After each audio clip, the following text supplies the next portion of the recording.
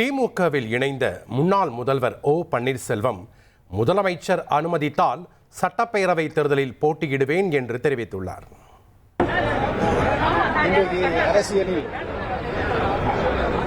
அண்ணா காட்டிய வழி, கலைஞர் காட்டிய வழியில் அனைத்து மக்களையும் அரவணைத்து செல்கின்ற ஒரு அரசியல் பண்பாடோடு தளபதி அவர்கள் கட்சியும் ஆட்சியும் வழிநடத்திக் கொண்டிருக்கிறார் என்பதை நான் நன்றாகவே உணர்ந்து திமுகவில் பெரும் மகிழ்ச்சியோடு நான் இணைந்திருக்கிறேன்.